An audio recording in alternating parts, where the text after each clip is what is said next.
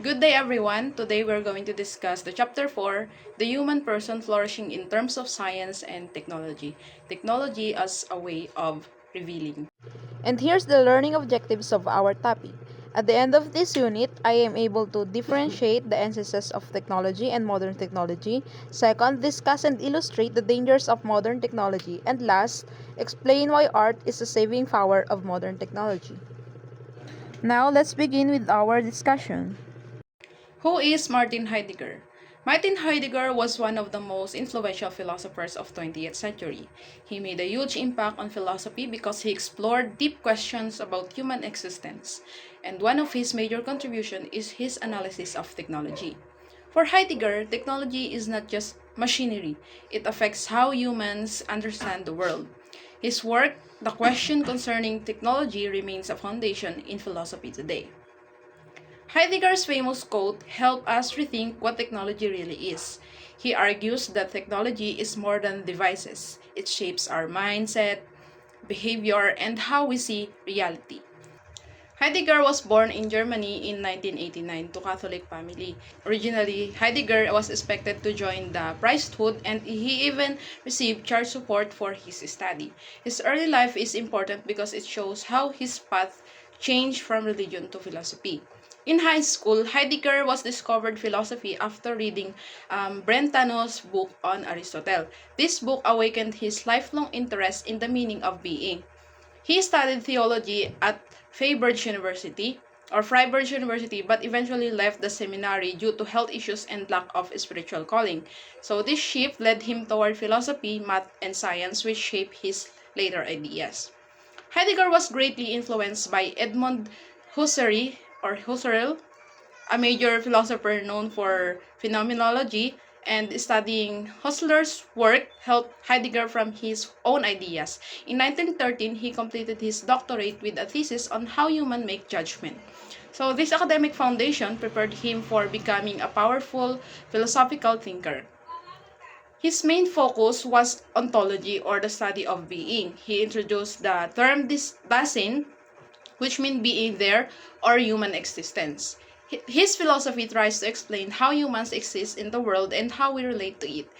His writing style is complex because he uses deep or technical German terms. Heidegger often created long German compound words to express complicated ideas.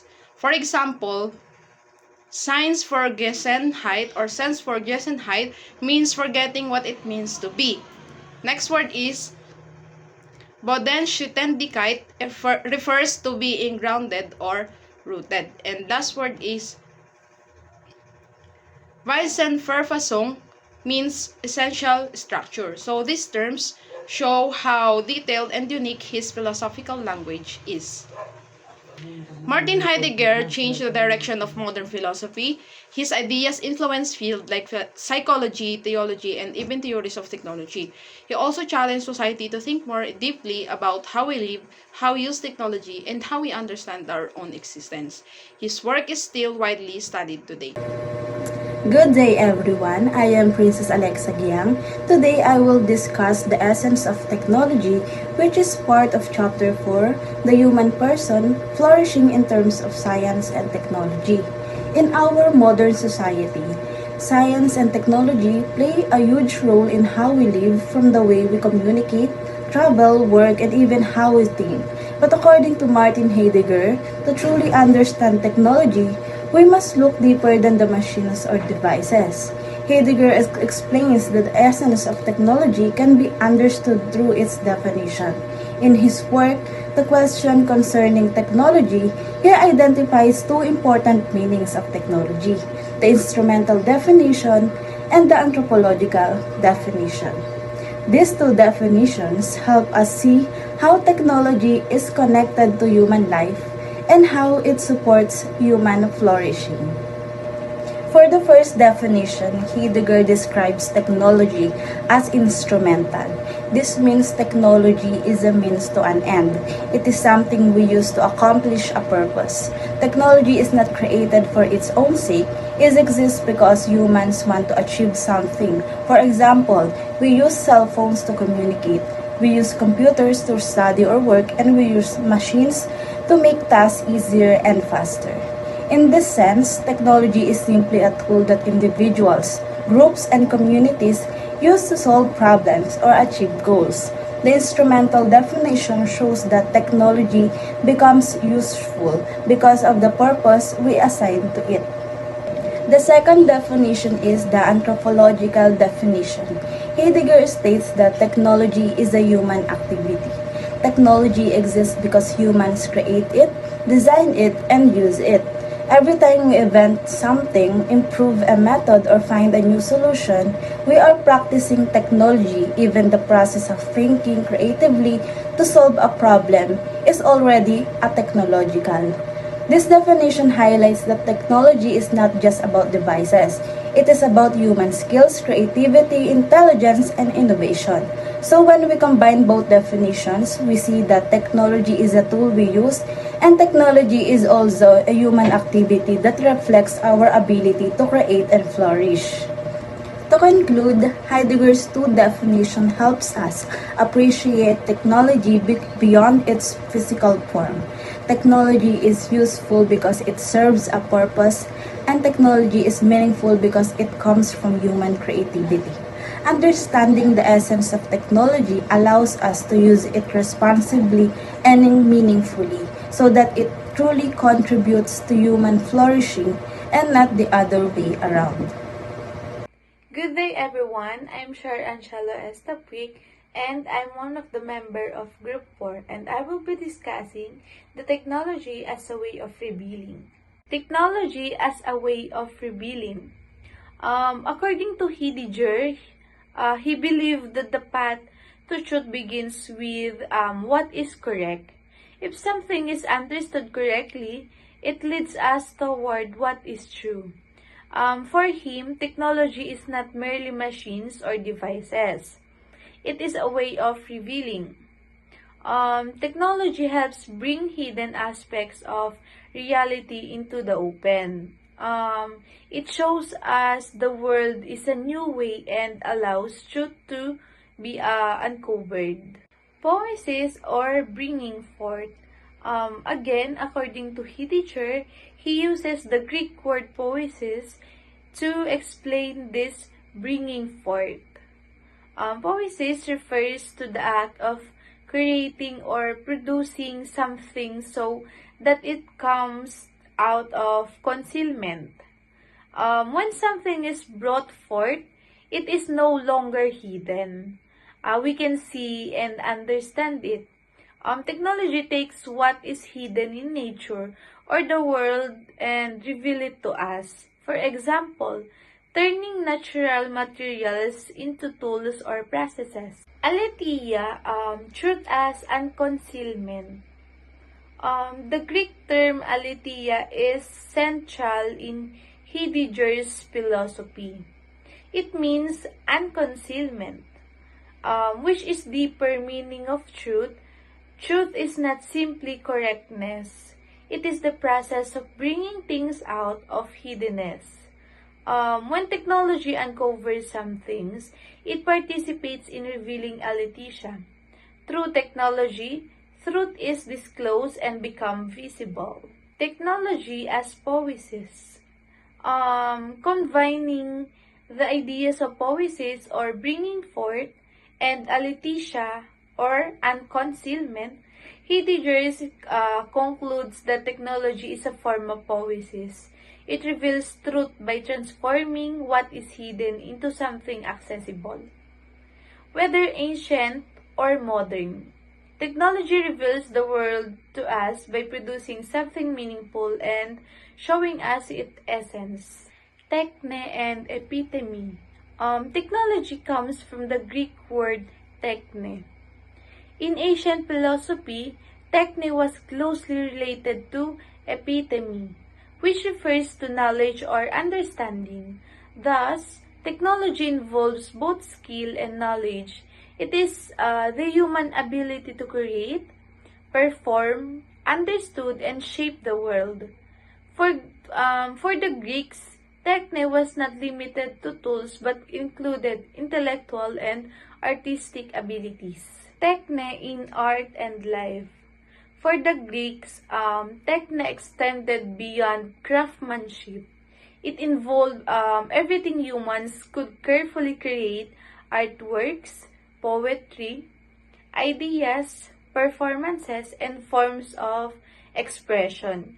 It includes both tangible artworks, buildings, and tools, and intangible stories, musics, or ideas, creations. Therefore, technology in the Greek essence was deeply connected to human creativity and imagination, not just machinery. Hello everyone, I am Jazel Padilla. Allow me to discuss technology as voices. Does modern technology bring forth or challenge forth? This explores Martin Heidegger's concept of technology as discussed in the question concerning technology, focusing on his distinction between poiesis and challenging forth. It examines whether modern technology truly brings forth in the traditional, natural sense, or whether it forces nature to reveal itself in a way that prioritizes human control, efficiency, and exploitation. So, this topic invites reflection on how technological advancement shapes our relationship in the world. Heidegger begins by acknowledging that both primitive crafts and modern technology reveal something about reality. However, he argues that they do so in fundamentally different ways. Primitive crafts align with poiesis, a form of revealing that allows things to come into being naturally. Modern technology, on the other hand, does not merely reveal it. It extracts, transforms, stores, and distributes nature. For Heidegger, this marks a significant shift in how humans relate to the world around them because modern technology imposes a more powerful or more forceful and controlling form of revealing. Poiesis refers to the idea of bringing forth a natural or harmonious process similar to how a plant grows or how a craftsperson shapes material with respect for their nature.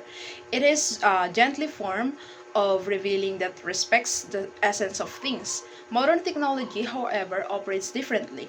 Instead of letting something emerge, it challenges nature to produce specific outcomes. It is not a cooperative relationship but a demanding one, where nature is pressured to yield resources. So, this distinction helps clarify why Heidegger believes modern technology deviates from poiesis. According to Heidegger, the essence of modern technology lies in challenging forth, which is a forceful way of revealing. Modern technological systems compel nature to provide resources quickly, efficiently, and with minimal effort from humans. So this mindset pushes humans toward dominating the natural world and treating everything as a resource for production. Instead of appreciating the intrinsic value of nature, people begin to view everything, including themselves, as tools to be optimized. Challenging Forth illustrates how deeply technology transforms human thinking and behavior. So, this challenging mode of revealing results in what Heidegger calls inframing, a condition where humans interpret the world primarily in terms of utility. Under inframing, objects, living beings, and even human relationships become resources or standing reserves that serve human purposes. So this attitude leads to a little regard for ecological or ethical responsibilities. The more technology advances, the more people tend to treat nature and sometimes even other people as things to be controlled, exploited, and disposed as of needed. The effects of challenging forth are visible in many areas of modern life. The demand for petroleum as strategic resources illustrates how society pressures nature to produce energy regardless of how long-term consequences. The use of synthetic dyes, artificial flavorings, and toxic materials reflects how technology prioritizes industrial efficiency over human health. In agriculture, ripening agents and other chemical interventions demonstrate how natural processes are forced to align with market demands. So these examples reveals the risk associated with subordinating nature to human technological goals. Heidegger's concern extend beyond physical resources to the digital world. In the information age, Data itself becomes a resource to be harvested, managed, controlled, and monetized. So this form of challenging forth leads to the new problems including privacy violations and the potential misuse of personal information. As technology gains more power over data, individuals become increasingly vulnerable to systems designed to extract value from their online behaviors. Good day everyone, I am Eileen Sidolosario. Today I will discuss end farming as modern technologies way of revealing. So this discussion is all about Heidegger's idea of end farming. Basically, it's about how modern technology changes the way we see and interact with nature. Technology doesn't just help us, it actually frames the world so we can control it. So next, what is farming? Farming is like putting nature in a box para mas madali natin makontrol at magamit. Halimbawa sa farming or sa energy production. So everything is organized para maging predictable at useful. Pero minsan, this also make us see nature as just a resource. So next, two ways of thinking. So Heidegger's say may two ways of thinking, which is calculative thinking and mediative thinking. So yung calculative thinking po is when gusto natin i-control at ayusin lahat ng bagay sa paligid natin. While the mediative thinking naman po is when we just observe nature at hayaan nating ipakita nito ang kanyang sarili. So, sinasabi dito na mas maganda daw po na marunong tayong gumamit ng parehong paraan ng calculative and mediative thinking. So, next slides is humans and technologies. So, through end farming, yung humans din ang nagiging part ng standing reserve na para tayo ang ginagamit ng technology to help control nature. So, itong process nito is tinatawag natin na destiny. Na ang challenge sa atin is reveal o ipakita kung ano ang reality at make nature accessible for use. But sinasabi dito na may risk ito na mali yung pagkakaintindi or misinterpreting natin na kung ano ang dapat i-reveal sa nature of modern technology. So, the key insight or sa diniscuss ko na ito na is modern technology changes the way we see and deal with the world. So, kailangan natin maging aware sa farming para magamit natin ang technology ng tama at hindi lang natin titingnan ang nature bilang isang bagay na pwede lang gamitin. And now let's continue about the dangers of the technology. Humans have a dual role in the realm of technology. They create it and at the same time become dependent on it. This dependence can lead to losing sight of one's identity and humanity. Being aware of how technology affects our lives and our essence as human beings is very important. The Brazilian novelist Paulo Coelho argues that nature does not need saving by humans. It will survive even if humans do not. This perspective shifts the focus away from human-centered thinking regarding environmental issues. Instead of worrying about the Earth's survival, he suggests that it is humans who should be concerned about their own survival and identity, as they might become a mere tools of technology. While social media connects people more easily than ever, it also leads to various problems such as invasion of privacy, online disinhibition, or people acting different online, and the spread of misinformation. It argues for a careful distinction between beneficial uses of social media and harmful ones, advocating for critical thinking about how we use these platforms. Philosopher Martin Heidegger warns against viewing technology as neutral. When people regard it this way, they fail to see its deeper implications, effects on society and themselves. This perspective can make humans blind to the essence of technology, ultimately leading to a more profound dependency on it. That's why it's very important for us to always reflect about the relationship within technology instead of simply rejecting it. Understanding the essence of technology beyond its practical uses is vital for maintaining our humanity in an increasingly tech-driven world. Next naman is ang idea ni Heidegger na ang art can act as a saving power against technology. Technology is everywhere sa buhay natin and it's shaping the way we think and interact with the world. Titignan natin dito kung paano nakakatulong ang art para maunawaan natin ang truth at ang nature at kung paano nito pwedeng tulungan tayong harapin ang mga panganib na dala ng technology. And basically, art give us the way to step back and to reflect.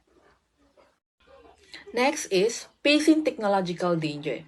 Technology is not neutral. Ibig sabihin, hindi lang basta ito isang tools, it changes how we see the world. Sabi nga ni Harderlin, but where danger is, grows the saving powers also. Meaning, sa lugar na mapanganib, nandun din yung chance for solution or insight. Heidegger says na the essence of technology itself has these dual natures. Dapat itong i-reflect carefully para hindi tayo maligaw or manipulated ng technology. Next is art as a saving power. Art or tech is more than the paintings or music. It's any human act that reveals truth. Heidegger sees art as a way of to see things as they truly are. Hindi lang sa numbers or efficiency. For examples, viewing a landscape paintings or listening to music lets you experience the natures emotionally and spiritually. Hindi lang bilang resource or calculations. Art protects our capacity to understand deeper truths and challenges the purely technical way of thinking. Next naman is meditative thinking. Art encourage meditative, reflect thinking instead of calculative thinking. Sa technology, we usually think in terms of efficiency or control. Everything is measured and organized. Pero sa art, natures and life are experienced as expressive and poetic. For example, sa sculptures, sa song, or even sa architectures can make you pause, reflect, and see the connections na hindi mo nakikita sa data or sa numbers. Ito yung mga mindset na kailangan natin to i-confront the dangers of the technology. And last, art is a space where we can confront technology thoughtfully. It helps us to perceive truths, engage creatively, and maintain a human perspective sa mundo na sobra na sa technology. Heidegger's point is, we cannot rely on technology alone to understand the world. Art reminds us to reflect, to feel, and to think critically. In short, art is not just decoration, it's a way to save our understanding and our humanity for being fully controlled by technology. And that will be the end of our discussion. Thank you for watching.